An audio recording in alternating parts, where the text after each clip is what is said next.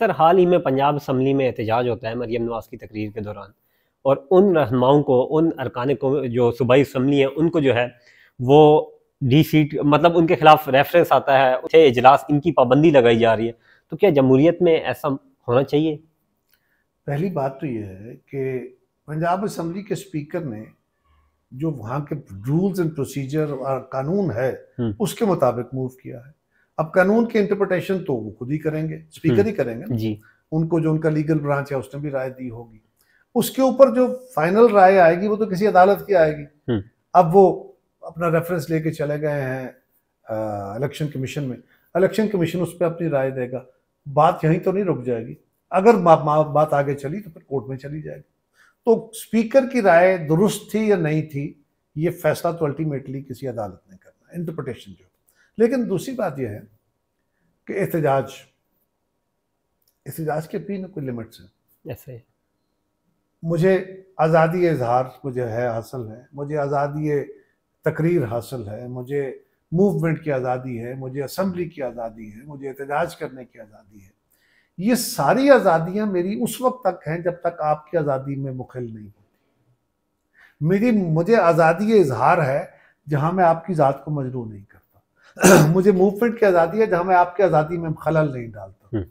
आजकल हमारा एहतजाज के नाम पे, जमहूरियत के नाम पे जो हम कर रहे हैं, हम भी इसमें शामिल हैं, पीपल्स पार्टी भी, मैं भी, हमसे भी माजी में गलतियां हुई हैं। हम असेंबलियों में थे, हम भी एहतजाज करते थे, इसी तरह शोर करते थे।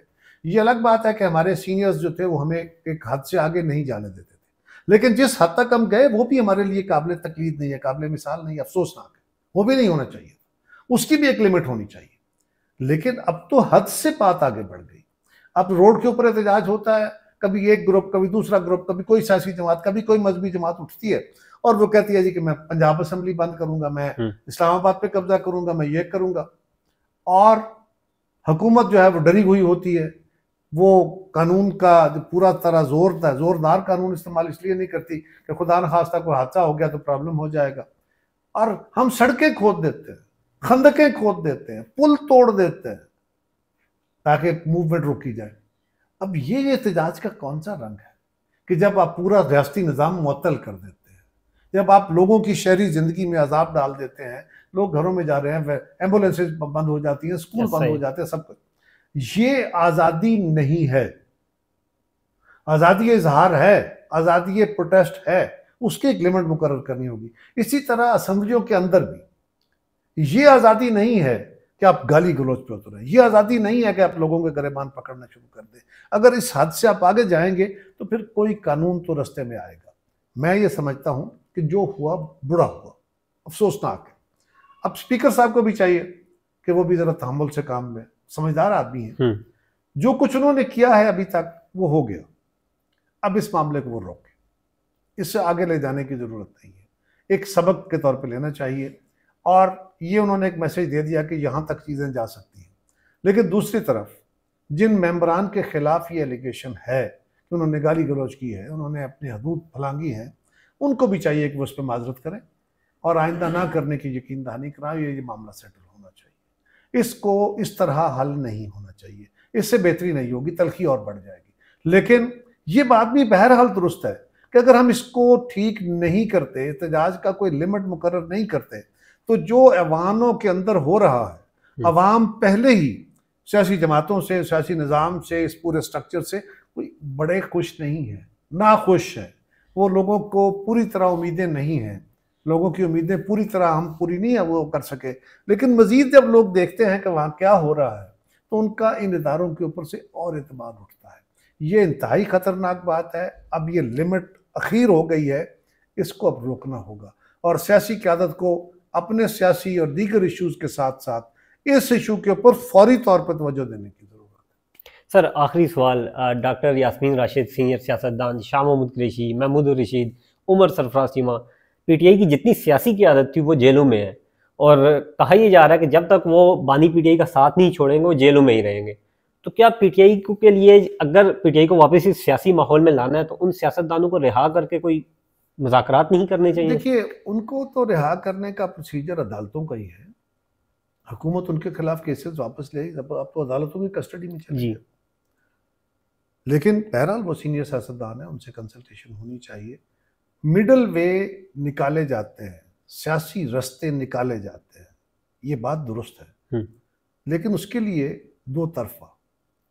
अगर पीटीआई गवर्नमेंट के साथ बैठ के बात नहीं करेगी तो रास्ते नहीं निकलेंगे, फिर उनके एहतजाज के रास्ते हैं वो कर लें। जो ये तरीकाकार इस वक्त इस्तेमाल होता है कि एक फ़र्द आता है, वो बाहर आके कहता है मानी पीटीआई ने ये कहा है, उनकी फैमिली का कोई दूसरा फ़र्द आ जाता है, वो कहता है उन्होंने ये कहा है, तीसरा बंदा को मिल के आता है उन्होंने ये कहा है। तो ऐसी कैफियत में पीटीआई के लिए अपना बहुत बड़ा नुकसान हो रहा है। ये अमल पीपल्स पार्टी के साथ माजी में बहुत बड़ा खौफनाक रहा।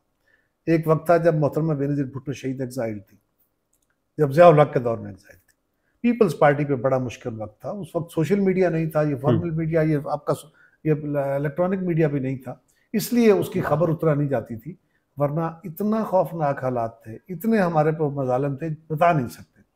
लेकिन उस दौर में भी पीपल्स पार्टी की क़यादत ने अपने कारकुनों से रब्ता रखा, लेकिन यहाँ मौजूद क़यादत को इख्तियार दिए रखे कि वो फैसले करें।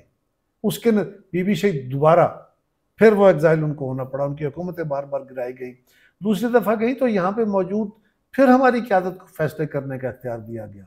याद कीजिए एक वक्त आया जब पीपल्स पार्टी को इसी तरह इलेक्शन से रोक दिया गया, पीपल्स पार्टी को बंद कर दिया गया, पाकिस्तान पीपल्स पार्टी एक जमात के तौर पे रजिस्ट्रेशन ख़त्म कर दी गई। उसी दिन सेम डे यहाँ पे मौजूद क़यादत ने फैसला किया, बीबी शहीद को फ़ोन किया, फ़ोन पे बात करने के बाद उसी दिन नई जमात की रजिस्ट्रेशन के लिए हम आगे बढ़ गए और हमने Pakistan People's Party Parliamentarians register कराई, उसके निशान तीर लिया और इलेक्शन में चले गए। तो ये सियासत, आपके पास जो जमहूरियत है ना, ये कोई बड़ी लिबरल डेमोक्रेसी नहीं है, ये कोई मिसाली जमहूरियत नहीं है। आप गिवन सर्कमस्टांसेस में एक जमहूरी रवैयों के साथ आगे बढ़ना है, जितनी स्पेस आपके पास है उसमें खेलना है और आपने मजीद अपनी जमहूरी स्पेस पैदा करनी है, ये रास्ता है इसका, और तो कोई रास्ता नहीं। गंडापुर ने कहा है कि इमरान खान कभी भी माइनस नहीं हो सकता और मुस्लिम लीग नून के भी लोग कह रहे हैं कि कोई भी माइनस नहीं होता किसी पार्टी से। आपने इतना बड़ा बयान दिया और गंडापुर ने कहा है कि खान साहब आज मुझे कहें तो मैं अपनी सदारत छोड़ सकता हूं और पार्टी जो अपना वज़ीर-ए-आला की जो हुकूमत है KPK की वो ख़त्म कर सकता हूँ। आप इस पर क्या कहते हैं? नहीं, वो इसलिए नहीं छोड़ सकते क्योंकि इमरान खान का वोट है और सारे लोगों ने वोट जब डाला था इसी उम्मीद में डाला है कि इसके बाद हमें कोई इमरान खान को हम रिहा करेंगे। हम उसी चीज़ का इंतज़ार कर रहे हैं कि हम, क्योंकि हमें गंडापुर साहब ने कहा था कोई पिछले हफ्ते कि वो अपने MPs को लेकर यहाँ आएंगे। हम तो 3 हफ्ते से उनको कह रहे हैं कि आप अपने MPs यहाँ लेकर आएँ। देखिए, आप भी कवर करेंगे, सारी इंटरनेशनल मीडिया भी कवर करेगी कि सारा एक असेंबली जो इंतज़ार कर रही है इमरान खान की इनपुट का बजट के लिए, अगर वो नहीं कर सकते तो देखिए हम भी तो आगे यहाँ रोज़ कई महीनों से खड़े होते हैं। तो हमने यही कहा था जिन्होंने इमरान खान का वोट के तहफ़्फ़ुज़ कर रहे हैं वो आए आके यहाँ अगर आप बैठे, वो क्योंकि इलेक्टेड हैं सारे KP के, वो जब यहाँ आके बैठेंगे तो उसका इम्पैक्ट इंटरनेशनल मीडिया तक जाएगा। सारे देखेंगे कि लॉ मेकर्स को जेल के बाहर जाकर बैठना पड़े क्योंकि उनकी एक टीम को इजाज़त नहीं मिल रही अंदर मुलाकात के लिए। सवात के वाक़े पर क्या कहती हैं? हम ये क्या चाहेंगे कि अभी